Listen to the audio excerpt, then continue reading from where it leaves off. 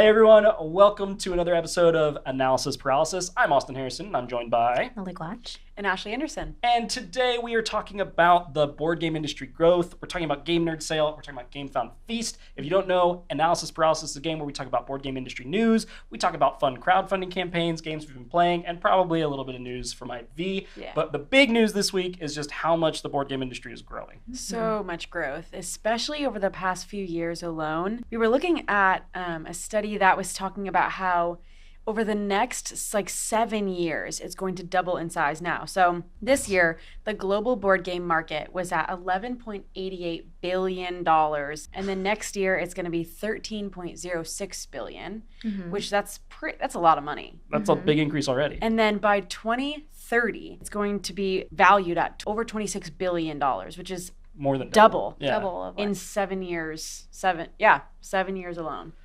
I wonder where it was 3 years ago. Could we say it quadrupled in 10 years? Have we doubled already in the last few years? With the pandemic, that's not unbelievable. Yeah, I would say during the pandemic, people were looking for sources of entertainment at home. Yeah. And right? being able to, you can only do so much with the people in your household, so you might as well switch it up and play different board games. Yeah. And there are only so many movies you can watch. Yeah. And it was a little interesting and kind of funny because this study broke it down into 4 different groups. Monopoly, chess, Scrabble, and other. I guess we're other. I don't know. I think it was probably economic games, word games. It's just doesn't no chess. Really chess is abstract games. So is Mythic Mischief in that category? I have no idea. I feel I think all of ours might be another. Yeah, you had more. You had your maybe, just maybe. Yeah, you had your big ones like Mattel and Hasbro and Asmodee, all of Simon. Simon. The U.S. was the highest buyer, I guess, of board games in the world. That doesn't surprise me. So no. we have a lot of conferences. Yeah, we have a lot of conferences. True. We're also just very consumer-focused society. Yeah, just a little bit. We're probably the highest buyers of most things other than food. But doesn't surprise me. No. Lots of growth. Well, do you think within the next decade, is a certain game that's going to be more pronounced in the industry? Mythic Mischief Volume 2. Good one. Yes. You never know what the next Wingspan's going to be. Yeah, exactly. And before that, they would say the next Catan or the next Dominion or whatever. So I don't have a guess right now. I could tell you which ones I want it to be, but I think everyone know what my guess would be for that. I'd love Moonrakers to be a household game. That sounds great. If it does happen, we did call it. Lily called it. Well, buying games, we're going to talk about something with Nerdz Day Haul. Yeah, so Game Nerdz, I think it's a retailer online that sells games, accessories, figures, anything you need, stuff, RPG right? stuff. RPG, yeah. Whatever you need for gaming, they probably have it. Right. And they recently had a Games Nerdz Day. Nerdz Day. It's called Nerdz Day. Game Nerdz Day. But basically, it's a big sale they have on their website. It lasts 12 hours. I missed it.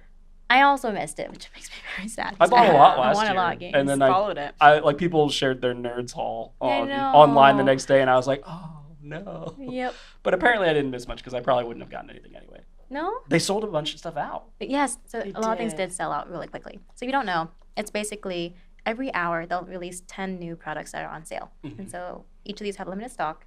Whoever gets there first gets it. First come, first serve. So they had Wingspan Asia Edition, which is a new expansion. I also wanted this. They had 600 copies, and they sold out in under a minute. In 60 a minute, 60 seconds. That's so and they're all gone. So 10 copies per second. That's crazy. Right, that's right? Yes. Yeah. Yes. 10 seconds per all the 10 copies per second. It's a huge number. But having watched Kickstarters, not just ours, other people's Kickstarters, the number of people that just wait to click something, they're so fast. That's true. I don't know how fast. I'm like, oh yeah, I'd love to bag something, and I'm waiting for it to launch, and then I get 1,200, and I'm like, how did 1,100 people back this faster than me? Very dedicated to clicking right as it launches. Yeah, I get it. Some have the limited, it's the first come, first 100.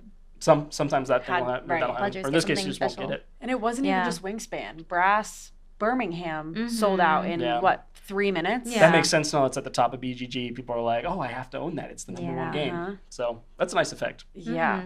All right. So I want to talk about Game Found. Right. They have something called Feast that they do. They've done this a few times, but this is the first time I've really kind of looked at it closely. And it's a a quarterly event where they launch a bunch of games kind of together, or a bunch of games in a similar time frame. And then they usually have like some kind of big like new feature or other thing that they're pushing during it.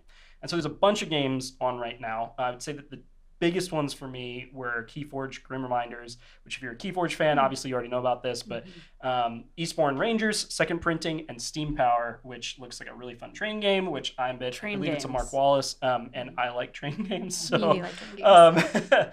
Other notes that I don't know as much about: Secrets of the Lost Tomb and Perseverance, Castaway Chronicles, and Dungeons and Lasers, which I mean, it has lasers in the name, so I'm interested already, but an expansion for that. So they launched all those games at the same time. Launching those games isn't as much as I want to talk about, even though I think the concept is really cool. But they also launched a PayPal payment method and stretch pay, not just on the crowdfunding anymore, but also on the late pledge and the pledge manager. And so I'm going to unpack that because that was a lot of stuff. Stretch pay is basically like, there's a lot of these now, but you don't have to pay for everything at once. You can put on a payment plan. Yeah, you can put on a payment plan. Like Klarna. Yes, yeah, exactly. But it's unique to GameFound, and they've done it for a while on their campaigns, but now it's on the whole site. You can do it on late backing, you can do it on the pledge manager, and people have been asking for that. And I think it is an interesting competitive advantage for GameFound over other companies. Now, I haven't decided how I feel about it as a publisher yet, but I think it's only good for the backer because they can spread out the payments. For publishers, like I wonder if there's more defaults and like there's a bunch of other things. So, but I think it's really, really good for backers. So if you're a backer on GameFound, I think that's really good for you. And then PayPal, people have been asking for PayPal payment as a method forever. And we generally can't offer it because they don't like crowdfunding. But somehow GameFound has worked out something with them, I guess, I suppose. I mean, I'm not at GameFound, but I suppose they have worked out an agreement with them where they allow this now. And that's huge. People love paying with PayPal. So it's very universal. So everywhere. I mean, PayPal is such a everyday kind of thing. So it's nice that they're using it now. A lot of our like foreign backers won't have a credit card, and that's like the main way you have to do Kickstarter. I guess that makes sense. And so they get credit cards just for crowdfunding. And if they have PayPal, they don't have to do that. And so that's really interesting too. Yeah. So we've often had people be like, "Hey, I don't have a credit card. Can I pay on PayPal?" And we'll be like, kinda, like it's not like a built-in way. So I think those are two really cool things they're doing. But as far as launching games together, my initial kickback was like, I don't want to launch a cool game, my really cool game, with someone else's really cool game, because then it's like distracting from the cool game, my cool game. But when I thought about it, we're always doing that. There's always something else live. And so if someone's interested in this cool game and they go to Feast and it shows them my cool game and they might want to buy 2 games that month, it might actually work out in their favor. I'm not sure. But I think it's very interesting. I think it's cool that they do that. So we have so many crowdfunding campaigns to talk about. Yes. I am going to force us to only talk about 3 because there's like 7 I want to talk about. Right. We'll save some. We'll save some for next week because maybe next week will be a slow week. What's next week? We have nothing going on next week. Oh, nothing at all. Nothing. Yeah. Oh, no. We'll get to that later. It'll be a slow week, for sure. I want to talk about mine first, if that's okay. No, so go for it. Keymaster came out with Harvest. So I've already talked about Harvest when we covered Gen Con. We talked about games that we saw at Gen Con we were excited about. Well, Harvest is launched, and it is now time to run them back in if you haven't already. But Harvest is Keymaster. They made Parks. They made Capers. They made Chicken, thank you. Good old Chicken. And they are some friends of ours, and they just make really great games. But I'm really excited about Harvest, and I'm going to succinctly just bring it down into one reason I'm excited. There is a mare who is a cow whose name is Gary, and it is spelled like dairy. And you could tell me nothing else about the game, and I'd be like, I'm backing that. Because it is so funny. And I will think about that randomly today and smile and be like, Gary. But it is a worker placement asymmetric game, and I got to play with the pieces and kind of look at it. I didn't get to play it, didn't get to demo it, but I did hear like the short version. And what I really like is it kind of feels like a little bit like a what's the game? It's on Switch. It feels like Animal Crossing and Stardew Valley. Stardew almost. Valley is what I was looking Valley. for. Thank you. It feels a little Stardew Valley. Too many E's. But it is just a really fun market, which I thought was really innovative. And when you clear land on your farm, you flip over the tile and you put it in the market, and it becomes a building that you can buy. And I have never seen a mechanic like that, where it's like the market gets filled with options to buy as people are progressing the game by flipping over their tiles. And I thought that was really, really cool. I was really excited about that. There's also beautiful animal meeples, which honestly, this should be Lily's choice for the week. I stole it from Lily. I was like, I'm covering this.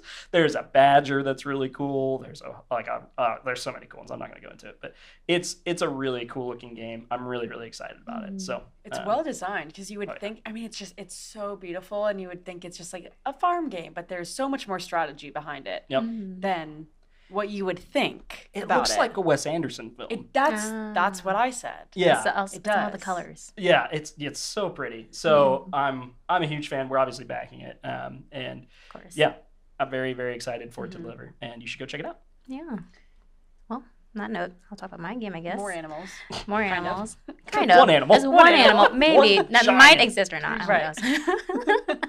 So my pick this week is Colossal Cat in the Box. So I actually played Cat in the Box from Gen Con because my partner picked it up. And we have small wax, like the deluxe mini version. And I liked it because it's very compact. And you can just bring it anywhere. And it's a small, trick-taking game.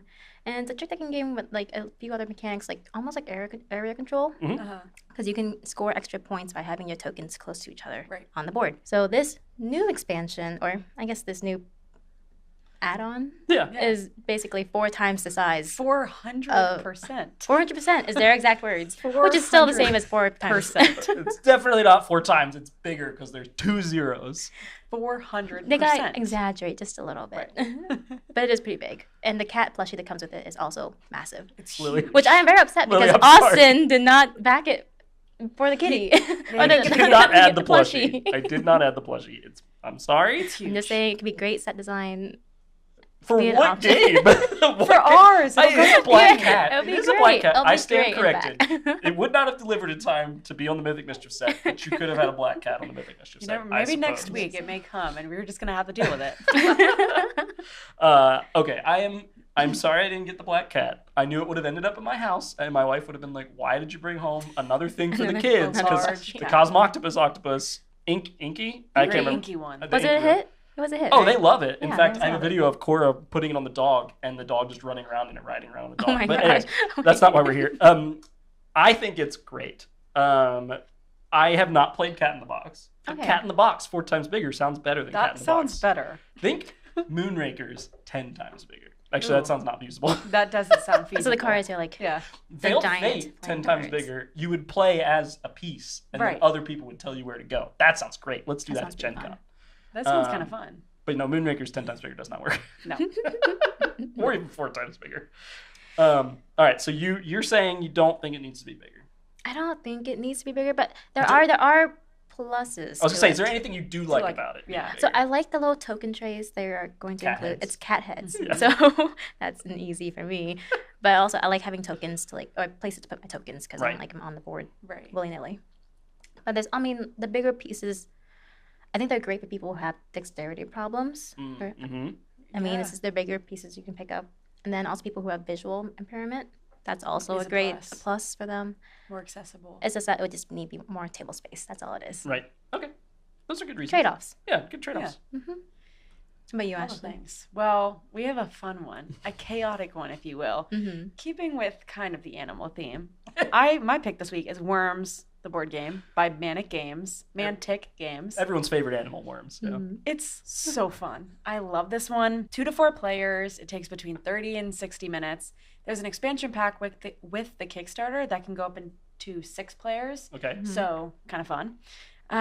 And so it's played in one big hex grid that's supposed to be kind of like on the water. And when you destroy other worms, you'll replace it with water hex tiles. And so everyone gets a hand of cards that have different weapons on them. There's bats and there's grenades.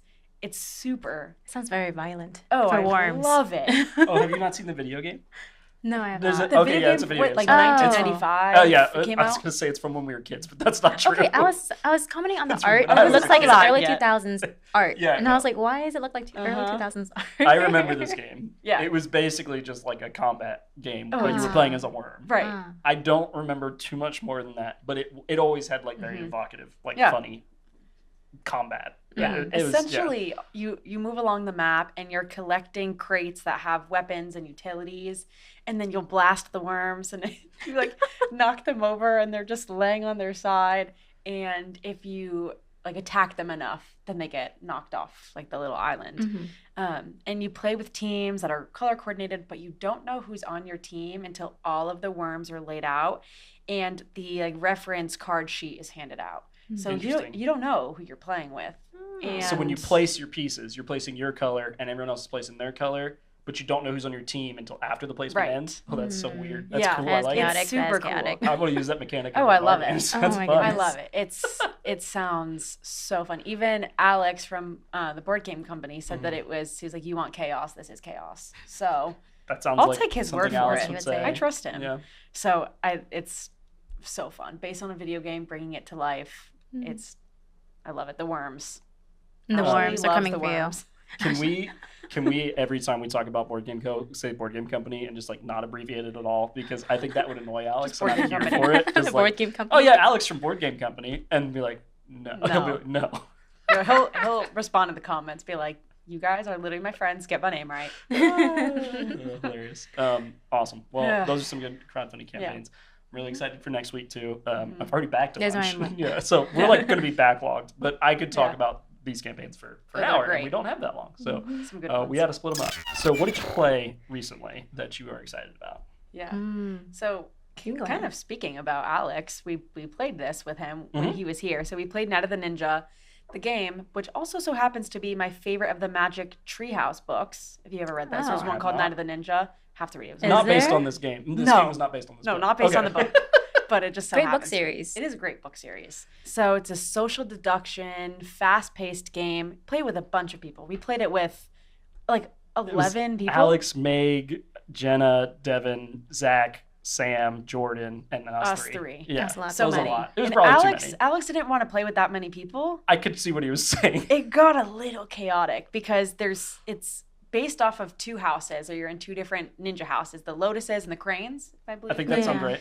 And you don't know like who's on your team. You have to figure it out. That's the point of the game. You have to figure out who's on your team or in your ninja house, and then like destroy them. Destroy your teammates. No, Destroy the other destroy team. the other team. But each round you draft cards, have your ninja house, and Alex was just sitting there and enjoying the ride. Yeah. But it was explained well. Meg explained it. Meg explained it. She did great. Okay, so I liked it. Mhm. I didn't like not knowing what the cards were, because someone would just reveal that they have a card that they can't die, and I was like, well, I literally tried to kill you, Right. and now I'm exposed. Uh-huh. And so it was just like, I didn't like that, but I think the reason I didn't like that is because playing at 11 people, almost all the cards were in play. Right. Because if you're playing at 5 people, only half the cards would be in play, and so those random cards wouldn't come up nearly so often. Mhm. And so I think it was the player count was just a little chaotic, and there wasn't like a lot of information being traded Yeah. around. Whereas at like 5 or 6 players, I think 6 would be like a really good place to try it. I think you could maybe do a bit more strategy. I don't know. What do you think? Yeah, I mean, I think we could have explained the The cards. the cards the cards a little probably. bit better. just knowing what's out there Yeah. besides just the basic ones. Because one of those cards came up, and I was like, "Is that a card?" It's like Right. if no one Yeah. kills me by the end of this round, I win. Oh yeah, yeah. It's like that how happened. it And we were like, happened. good to know that that's a Right, card. right. Yeah. Meg, you did a great job teaching. It was the game. We're not This is a blaming lot of you. people. We love you. There It was were- too many people. Yeah, I mean, Devin thought he was on my It was- team. I was just calling him a loser. Oh my gosh! Thank you for reminding me. That was really funny. I was like, Because you did L for loser, and then he thought it was L for Lotus. But Lily looked at my card, and Lily went, and I was like, yeah, Lily's on my team. And Lily lied to me, and Yeah. I didn't think you would do that, and I was wrong. And I That's felt... the fact that Zach also did it to you. Yeah, then Zach Like, did it to me, and I was like, 20 yeah, minutes Zach's later. on my team. And neither of them were on my team. Nope. I fell for it twice. That's on you, man. I really... Because you saw my card, and you just very, very subtly, like no one else knew it. I thought it was... and then you outed it. You were like, Lily. Yeah, Means nothing. Nope. it was sad. Well, All right, that is what you played. yeah.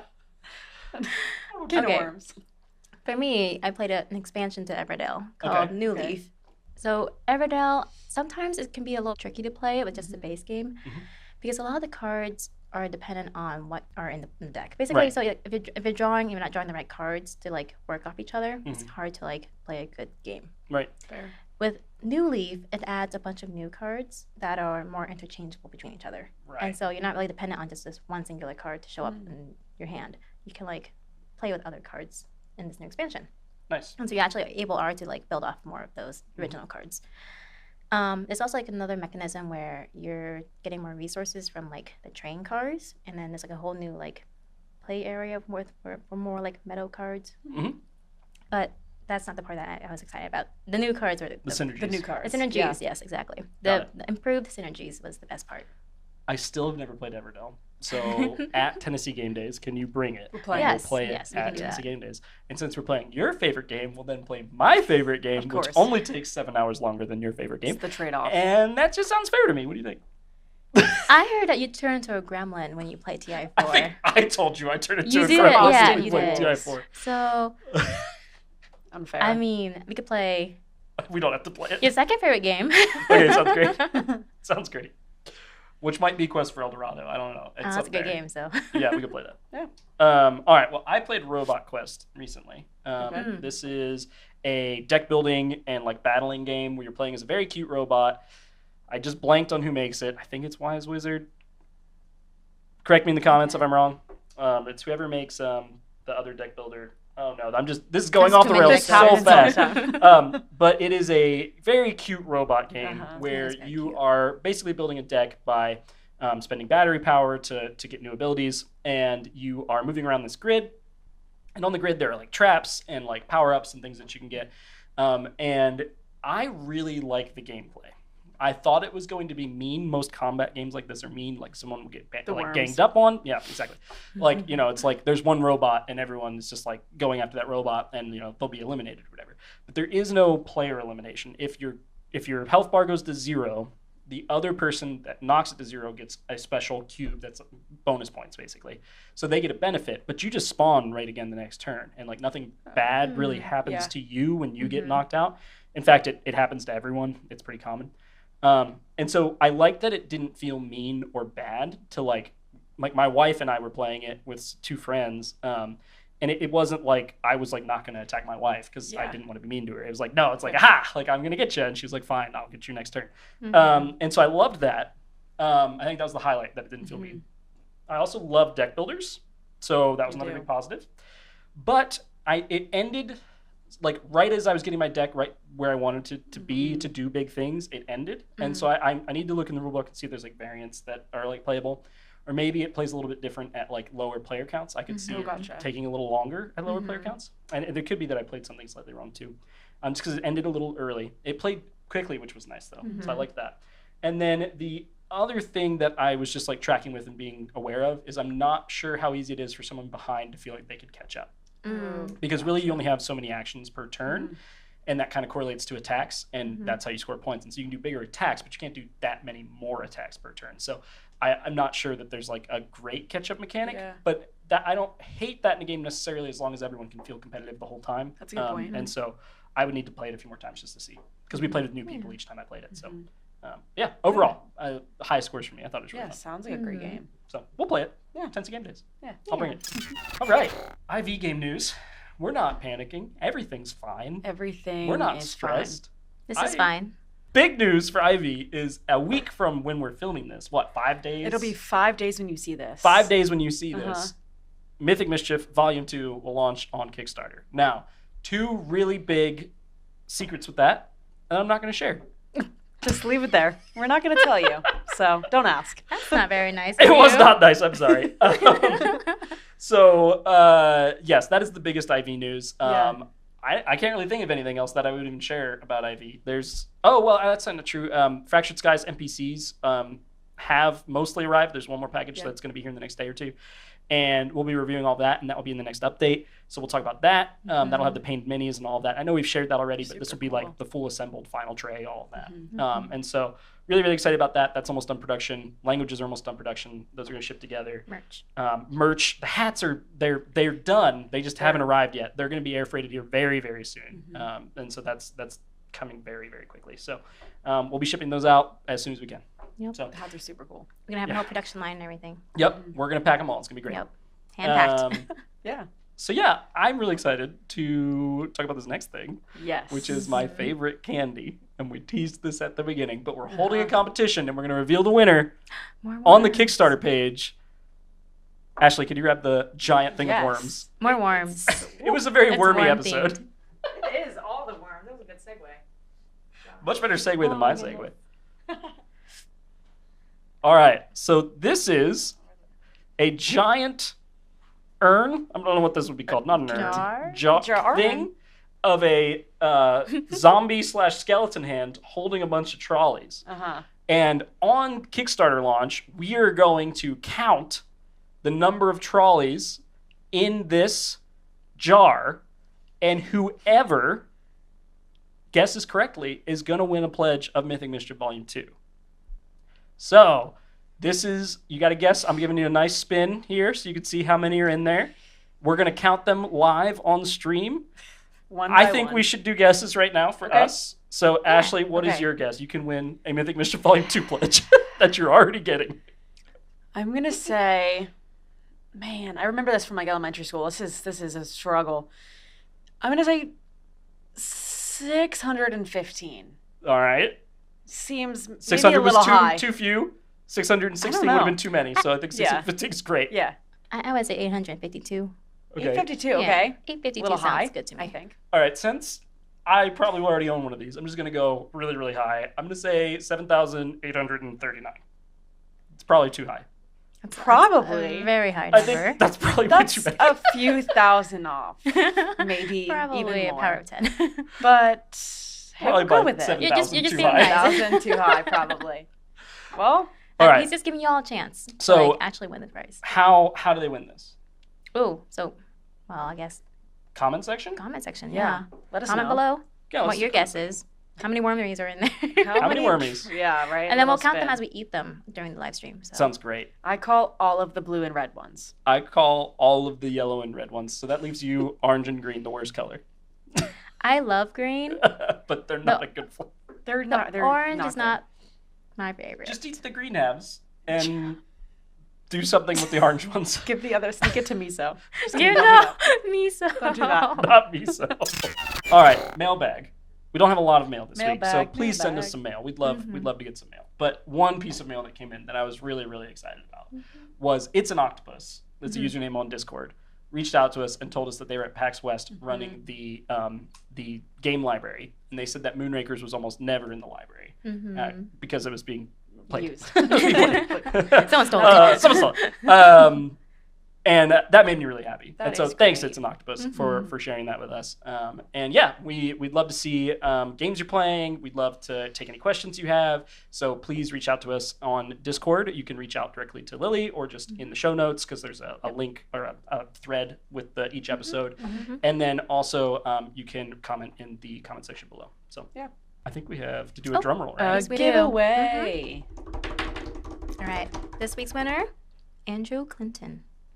I'm sorry. Clifton Clinton. or Clinton. Either Hopefully one. not a Clinton. Clinton. Maybe you never know. And what did Andrew win? Oh, so you won Mythic Mischief Volume 1 and then expansions.